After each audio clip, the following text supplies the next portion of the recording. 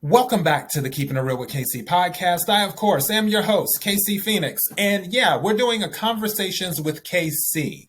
And also, if any of you are watching the video, my lighting is not the best in here right now, but most people are usually listening to the podcast, so I guess it's whatever. But I have a guest with me that was kind enough to come on my show before. We actually did the show on the telephone is what happened.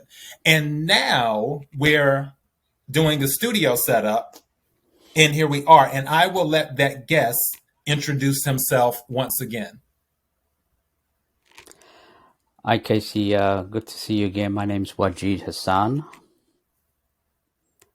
and I'm currently based in near Raleigh, North Carolina. I wrote a book back in 2020 called The Struggle for World Sanity, and it seems that the struggle for world sanity continues.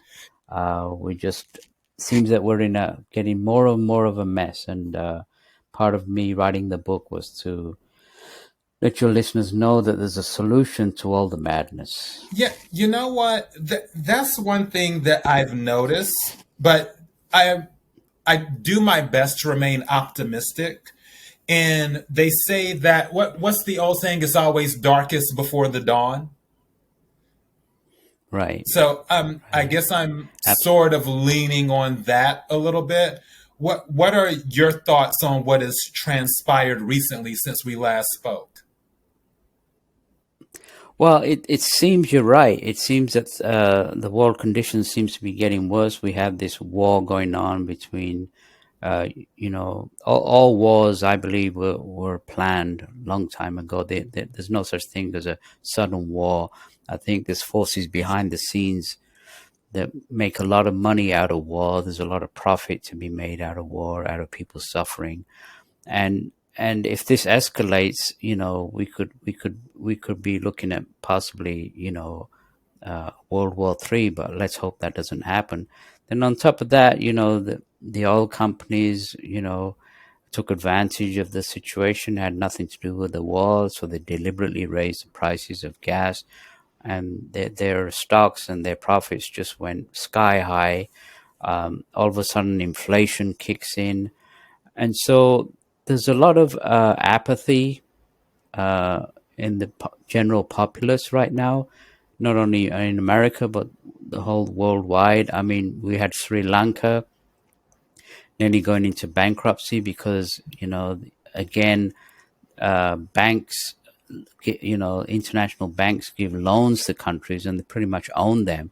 And so Sri Lanka couldn't make their interest payment, which was like $68 million, Wow. to the IMF, and all of a sudden everything went haywire. So it seems there's powers that be that control the finance, that control the economy, that control the wars, seem to be tightening the screws. I think because I think these are the last days of the old order. I think you're right. Things will get darker before they get better, and we're also in an age, in the Aquarian age now, from the Piscean age, and which is pushing mankind astrologically and mentally and psychically to conform to service, to have this aspect of unification, knowing that we are one race and we're not just a bunch of different races, different religions. That we're on planet Earth to learn, to evolve, and to be happy. We're not supposed to be in this scenario. This is our own making. We can't blame any kind of divine source for our problems, and we have to take responsibility now and fix these problems. We can't blame it on anybody else but ourselves. And like Mahatma Gandhi said, be the change you want to see in the world. And the only solution right now is I don't think it's a religious solution, because religions have caused more pain and suffering than anything. I think it's more of a spiritual solution, getting back to spiritual basics. That's the only thing that's going to cure mankind of this ailment that we've allowed ourselves for centuries. and this has to change. If it doesn't change, then we're the future doesn't look good. But in regards to the future, many, including my own yogi master, an Englishman by the name of Dr. George King, have said that there is going to be a new age on this planet of peace and enlightenment. But like you said, it is going to get worse before it gets better. Well, one thing that I will say, and when you were talking about apathy as well, when it comes to people not necessarily being, what's the word? You know what? Okay, I'm going to phrase it this way.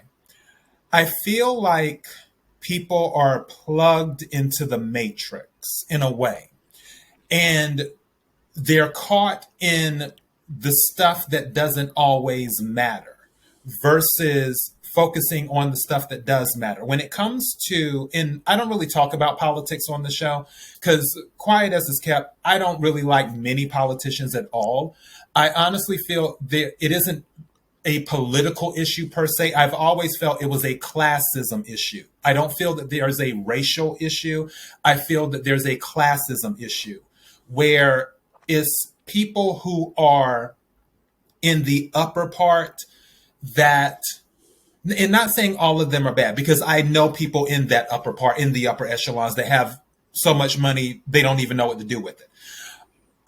I'm saying that there are some of those people who feel like others are trying to take, or that they have to take more in the upper echelons. And those people in the upper echelons, they look at the people who may not be as well off as sort of like cogs in a wheel, or sort of like just numbers that make the matrix function. They don't place a significant value on people, even though all people, because we're all created from source, and because of that, we're already royalty anyway. So we have a very significant value, is what we have. So I just think it's a thing about class, and it's about grabbing more control. Certain things that have happened over the last few years, I feel has been a power grab. It's like, okay, let's get people worked up about this. Let's get people worked up about that. Instead of people focusing on building relationships, building up families, having quote unquote morals, even though the word moral can be subjective as well. It's just a thing of community. Everything that has happened over the past few years has seemed like it's been an attack on making people feel more isolated, so they can just feel like that single number, so they can't interact with the other cogs in the wheel, and they can keep this whole machine, this whole matrix going. Do you see where I'm coming from on that? You know what, Casey, you totally hit the nail on the head. Totally, I 100% agree with you. And the elite or the people in power think that they're above. There's some religions that claim they're better than other religions, and it's all a lie. It's all a fallacy. If you look at the bigger picture, if you look at mankind as a whole, there's no difference between a billionaire and a peasant in South Africa, in South America or India. There is no difference. We're all part of the original divine that involved itself billions of years ago, and we're all part of this one entity. We're all part of this one life. And so when I talk about coming back to spiritual values, two things that need to be readdressed. And the major religions have lied to the masses about this. But first of all, children, before they learn about math and science and hygiene, they need to be taught, first of all, the law of karma, the divine law of karma, that action reaction is opposite and equal. Jesus said that as you sow, so shall you reap. Buddha said, action reaction is opposite and equal. They need to be taught that you're welcome to do whatever you want to do, so long as you're willing to face the consequences for it. Like recently, we had these awful mass shootings, and what people don't realize is, like, if you murder somebody, you can probably get away with it in regards to man's law, with maybe hiring a decent lawyer. You can maybe get away scot-free. But according to the divine law, you won't get away with that, because of that action of murdering somebody. You, either in this life or the next life, will actually suffer a similar fate. And now, not to punish you, because the divine law doesn't punish, but to teach you that you don't do these things. And so another aspect of truth, again, that I wrote in my book and that needs to be addressed, worldwide, is the truth of reincarnation. And like I said, the major religions have hid this. In fact, Christian scholars are now coming forward that the Christian religion actually hid that 700 years ago. Reincarnation was taught in the Christian religion, but they changed this one life to live business so that they can control the masses.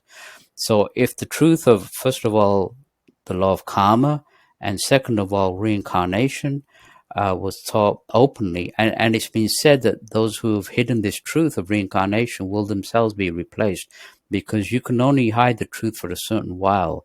Lies can only stay lies for a while, but eventually truth will unveil itself. What will happen if the whole world accepts reincarnation? First of all, the wars will decrease, because people will think twice about going to war, thinking that they're going to murder somebody who could have been a brother or sister, or a father or mother in a past life. And also it answers the so-called imbalance of life. I mean, if this so-called, if you just had one life to live, then the whole divine law would be totally futile. There is, why is somebody born rich? Why is somebody born poor? Why is a child born with cancer at the age of 2? Why is somebody disabled? I mean, these are consequences or reflections from their past life. And so we come through many lives, different cultures, different races, different religions, even different sexes, to learn what? To learn the classroom called life. This beautiful planet that we live on is a beautiful classroom that we've come. My yogi master said there's only one reason we're here on this planet, not two, only one reason. That's to raise our consciousness, go into deep states of meditation, go into bliss, go into higher vibrational sequences, go into higher mental realms, and enjoy our evolution, enjoy experience. That's what we're here for. We're not here for greed and war and malice and murder and money. In fact, money has been said, has been, some of the higher beings that contacted my yogi master said that the economic system of this world is a cancer in the heart of spiritual man, because it keeps everybody in debt. If you're in debt, you're a slave to the system. So materialism, I mean, everybody needs a roof over their head. Everybody needs food. Of course, we all need the basic necessities, but after that, it's the spiritual that counts. Helping others, being of service, unifying the planet. That's the call of action today. And unfortunately, these people in power eventually will go down. I mean, you look at history, look at the Roman Empire, look at the Nazis, look at the fascists, look at the communists, you look at Genghis Khan or any of these dictators that rule by force. They all went down because the law of karma allows people to be in power for a certain time, but evolution has to continue. And, mankind will fall till they realize. I think the financial system will collapse in the future. And I think eventually mankind will start realizing that there's more to life than making ends meet and the material things of life, which the so-called pleasures of life, the fancy cars and, the flashy houses and all that doesn't really count to nothing in the end. You're going to leave all behind anyway, right? Right, you can't take it with you. And also, now I'll be honest, I like nice things. I just do. Guilty as charged. Now, I will say that when it comes to the financial system, it's all an illusion. That's all it is. I wish they would get rid of the Federal Reserve.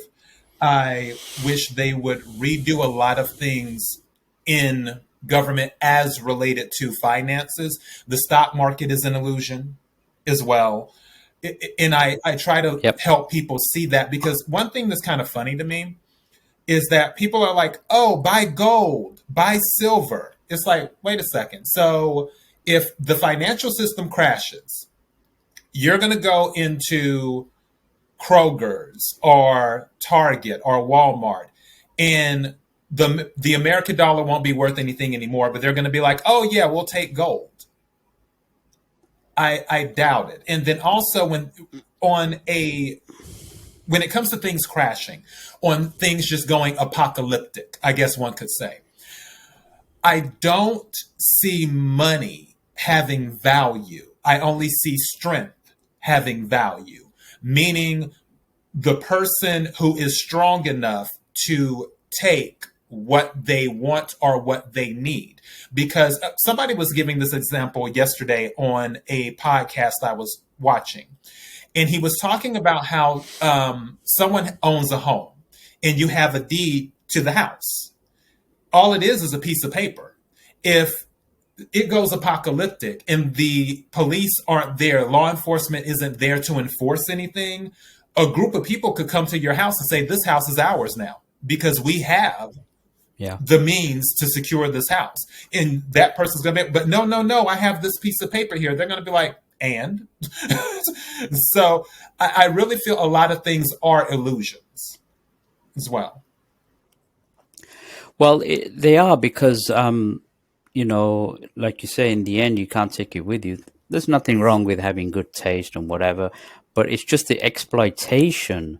How many yachts do you need? You know what I'm saying? And while millions starve, and that's the problem. They said this one wise master said, "There's only one sin on this planet. That's ignorance. People are ignorant, and what they need to understand is that the first truth that they need to understand is that we're all interconnected." And so, a billionaire could come back as a pauper in the next life if they don't use their money correctly. That's just the way the law of karma works. Now, I, Some I wanted to play devil's advocate for a second and do this on the billionaire's side. Because one thing that has always been said, being smart and being wise are two different things. For some of these people who have lots of money, they may be ridiculously smart, but they may not be that wise, because age doesn't always bring wisdom and money doesn't always bring wisdom either. For them, and some of them, obviously not all of them, I'm not trying to paint too broad of a brush here. They may see giving money to the poor is not resolving the issue. It's almost like you can give a man a fish or you can teach him how to fish, and feed him for a lifetime, that old saying. In their mind, and again, I'm just playing devil's advocate here, they might see just giving the money away as a waste because it doesn't fully solve the issue for those people who are not wise, where it's like, okay, you know what? If I give them money, it may not solve the issue, but if I build schools here, or if I do this and teach them about how the financial system works and educate them to know how to deal with certain things, or if I help them learn how to farm or do whatever and give them the money for the infrastructure to sustain them while they are going through whatever journey they're going through in their lives, that would make a difference. I feel that some of those people in that upper echelon, they're not wise enough to do that. They're only smart, so they can't make sense of it. It's just like, oh, well, if I give $1 million to somebody in Kenya, then it's not going to fix the issue. It's just, it'll happen, it'll fix it temporarily, but then after another 6 months, they're going to be back in the same issue again. Do you see what I'm saying? Yeah, I mean, pouring money out to people is not going to fix it, but helping people build their lives and helping them, educate them and all that. Again, that's part of service. That's part of what's being called on right now. But people who own yachts and islands and all that are probably not thinking that way. What they don't understand is that they're intimately connected to the poor as they are connected to their family. And that's one aspect of truth that mankind has not accepted yet. It's only till you reach certain states of enlightenment that you realize even your enemy is closer to you than your family, that we are one unit as a human race. We came here, we created different, experiences as different races. There's no such thing as different races. We come here as different races, in different religions, even in different economic situations to learn life in itself. But if you look at the practical spiritual people, like, there was this one guy in Pakistan who people in the West don't even know about. He was a person by the name of Edie, and he created a charitable institution which helped millions of homeless children and people who were destitute, and he generated a tremendous amount of money. And this guy just lived in one room with his wife and just wore basic clothes. No, material things didn't interest in him. He had no interest in material things. And that's the mark of a man, is that, you have the basics, like you say, a roof over your head, food, and that's really all you need. You may have a little something on the side for retirement, but nobody, karmically should have a salary of 20-30 million dollars a year. It's just absurd. It's just totally absurd, because it's just all about power. It's got nothing to do with money. It's power over people by having this amount of wealth to control people. And to be honest, I think it's evil. Because metaphysically speaking, for one millionaire, there'll be a million people that are poor. It's just the way the law works in regards to humanity as a whole. So again, the third truth that needs to be thrown out to humanity is that we are all one. That even the terrorists that we can't stand are still connected to us. And I don't like that truth, but that is the reality of the situation.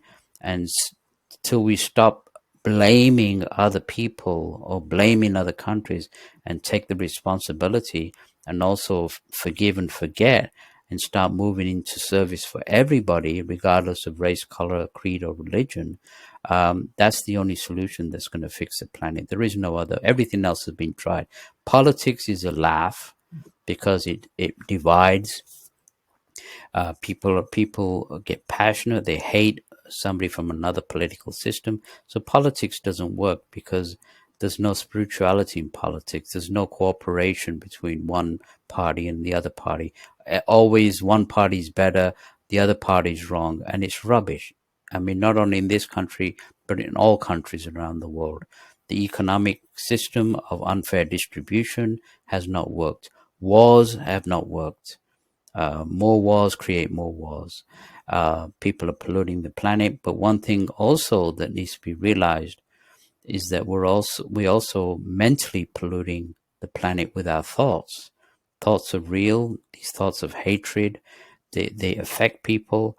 And so another solution that's been asked as part of the spiritual solution is to send out energy, spiritual energy, through prayer, sending it out from the heart center, from the palm of the hands, and transmuting this.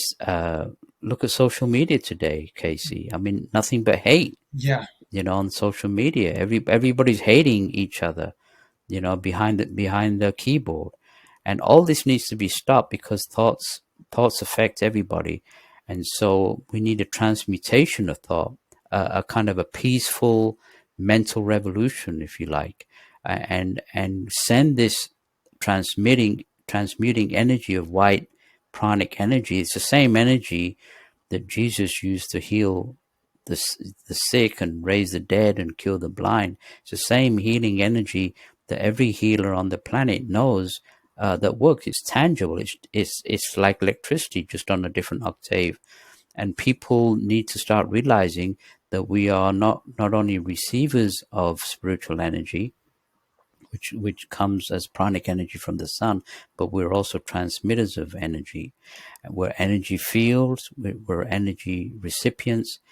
And that is also, my yoga master, Dr. King, said there's only one energy crisis on this planet, and that's the spiritual energy crisis. If we can resolve that and send power out, there will be, it won't kill, it won't harm anybody, but it will transmute and change the thought pattern of the planet for the better. It doesn't damage. It's not dangerous. It changes for the better. And that again is the call of action today if we're going to save our planet. And I want to ask you something because it's kind of two things. They're a little bit similar, but a little bit separate. For one thing, when you were talking about social media and how there's so much hate on social media, this is going back to what I was talking about before, where people are feeling isolated and alone. And because of that, there's a decline of mental health. And the only way to get out their frustration, because I feel like some people just are in the energy of I'm not being heard.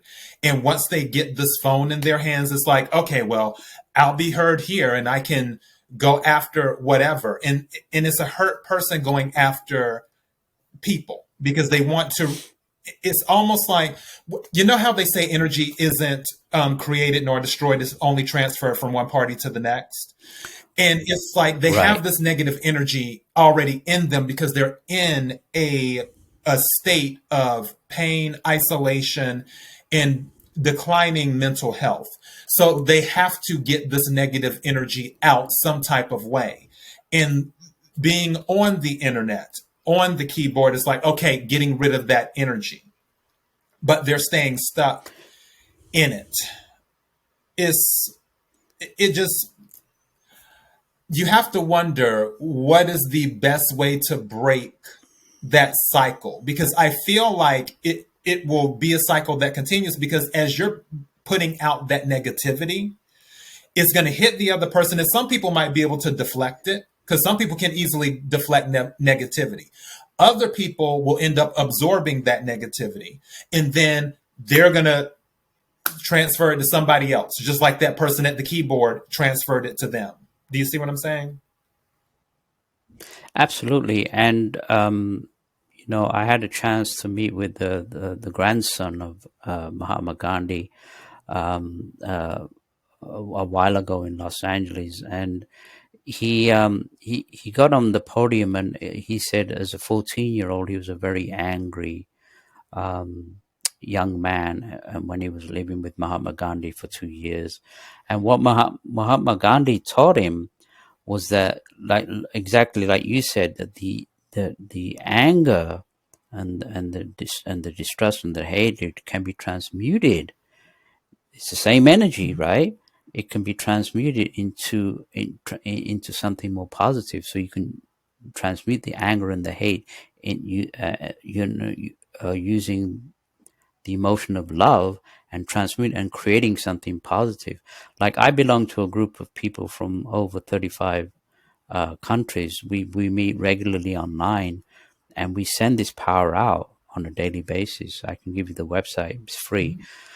Anybody who wants to join in. So we have groups of people in different countries that are, instead of, putting hate behind the curtains of social media, we're transmuting that and sending this energy out as a positive transmuting energy. And that's, I think that's part of the mass murdering and the hatred and all, is that people want to be heard, but they want to be heard in a violent way.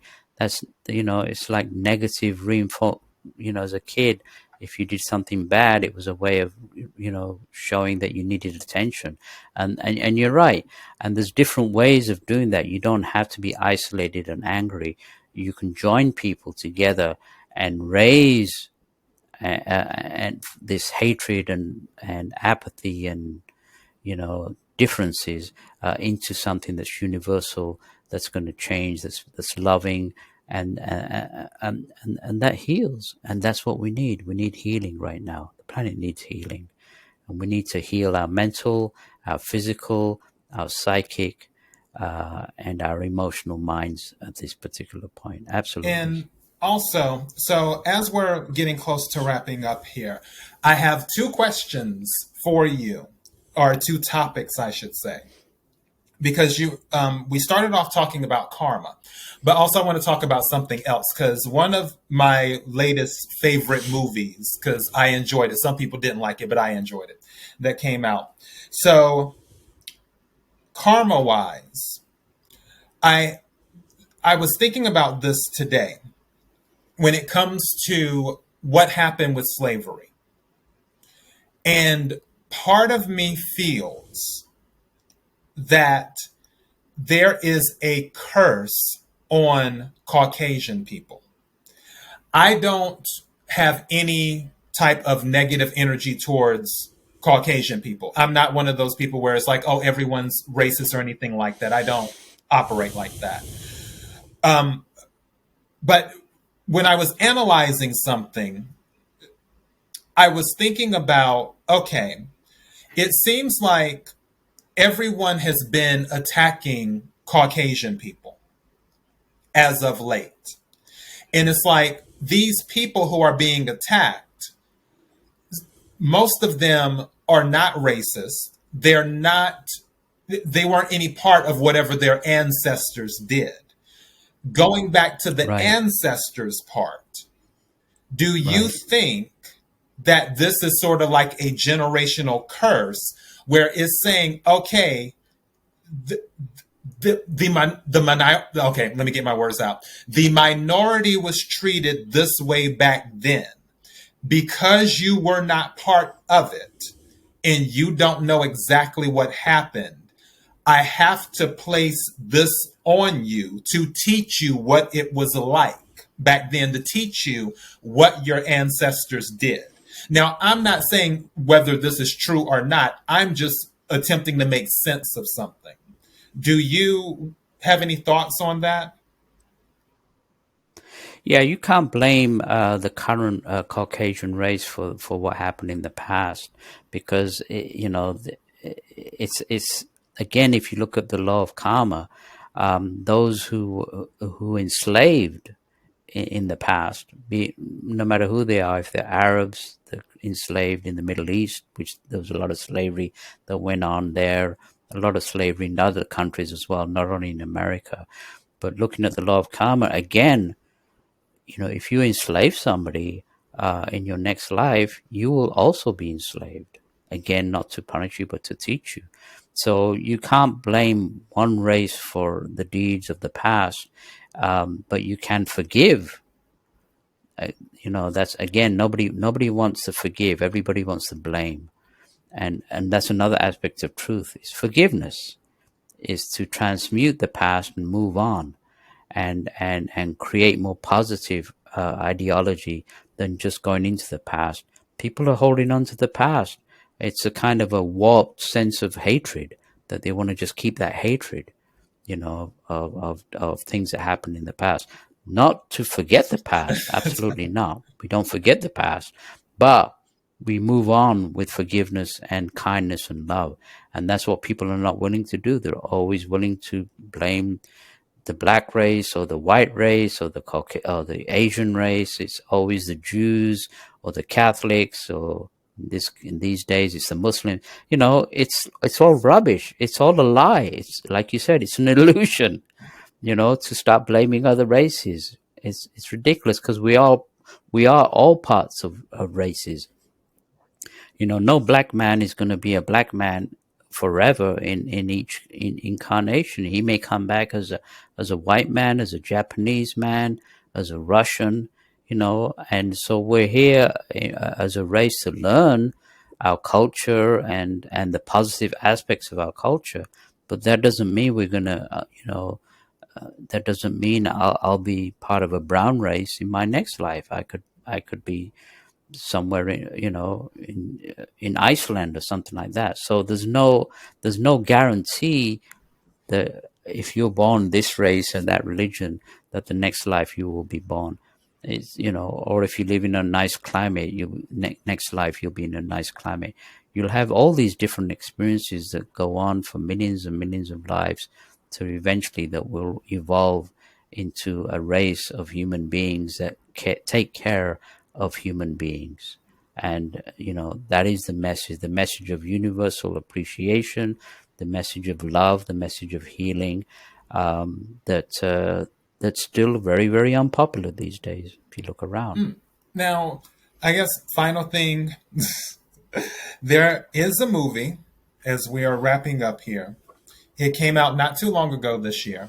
It's called Doctor Strange and the Multiverse of Madness with the Scarlet Witch, but mostly the multiverse. Do you have any thoughts on that? Do you think that there is a universe where there is another us in there?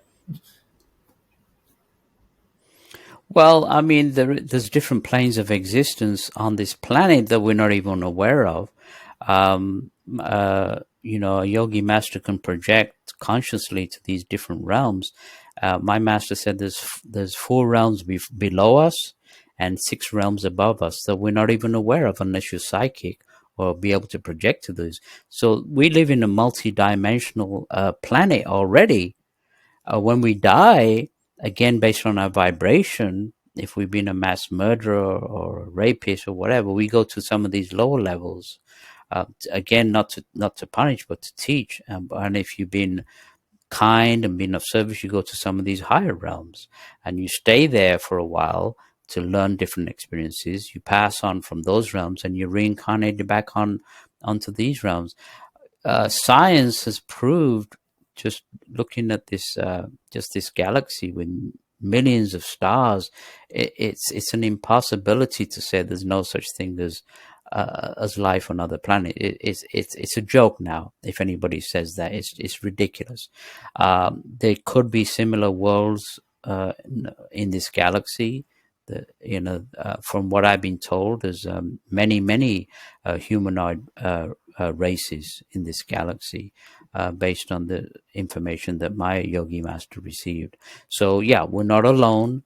We live in a multi-dimensional planes. There's multi-dimensional planes on different planets. There's civilizations on higher realms that we can't even see, who are more advanced scientifically and spiritually than we are. There may be even humanoid races on other planets that are more barbaric than we are. But I can tell you one thing: we're not alone. That's the biggest lie I've ever heard now. And people in the past used to laugh about UFOs and other people from other planets. People are not laughing anymore now that science has expanded everybody's horizons. Okay. So, but as for maybe having a duplicate, which that's something that they talk about too, even now here on this earth, where some people could be time travelers and things like that. But I've always thought it would be interesting if there was another me on another planet in another. 2 of you, Lord help us if there's 2 of you. It's just things like that interest me. It really does. Oh, I totally agree on that possibility. Totally, I believe there could be somebody like me somewhere else. Yeah, totally. If we're all part of the same aspect, I definitely concur with that ideology. Absolutely, yeah. Yeah, there's a lot to explore. I even had seen something because Well, there's double. What do they call them? doppelgangers. Hangers or something. Yeah. Doppelgangers, even on this planet, right? People meet up and they look similar. So yeah, it's even happening on this planet. People have met up and they look very alike, wear the same kind of clothes.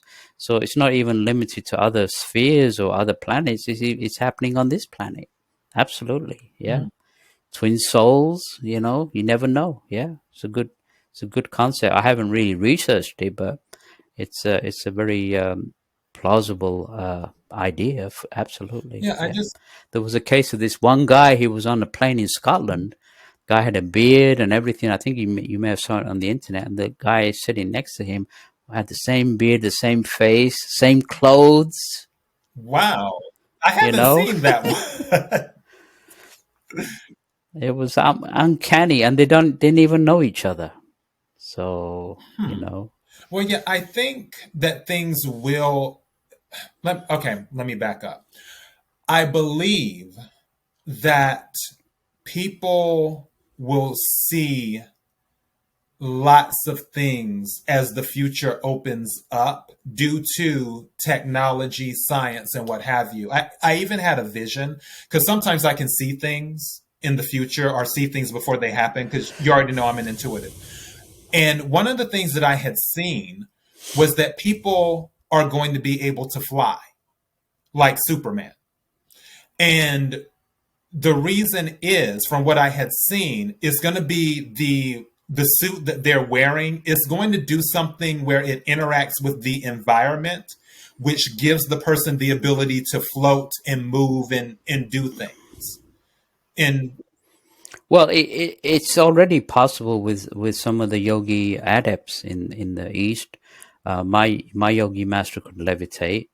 It's a case of changing the consciousness, the vibration of the body to a higher state of being, and you can levitate. It's not something that's new. It's been done in the past, and you're right. In the future, people will be able to fly, maybe not in the physical body, but they could use their astral body, which has been said is like the finest spaceship that's ever been devised in the galaxy. And you can project in full consciousness from one side of the galaxy to the other in a split second.